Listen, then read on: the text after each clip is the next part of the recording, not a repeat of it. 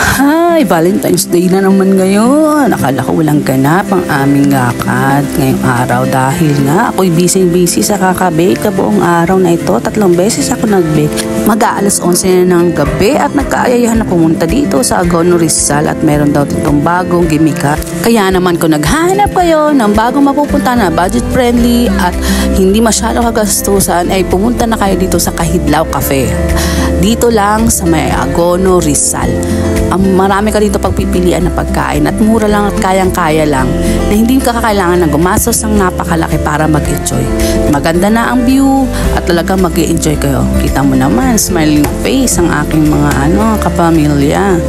O sa halagang 160, meron ka ng chicken at saka rice. At ang akin naman, in-order ko ay isang nachos overload na nagkahalagang 200. At umorder din ako ng Supreme 1 burger at nagkakalaga itong 200. Kita nyo naman, ang sarap ng burger nila dito, homemade. At ang cheese nila ay talagang masarap. Yung timpla ng mga pagkain nila dito masasarap talaga. At talagang mag-i-enjoy ka naman talaga ng sobra. Dahil murang-mura nga. At ito nga, habang nag-aantay sila, nagpaluto na rin ng kapatid ko doon ng mga barbecue. So nagkakahalagang 20-20 lang. O diba? Mura lang. Kaya kayang-kaya ang budget nyo para sa date nyo sa Valentine's, diba?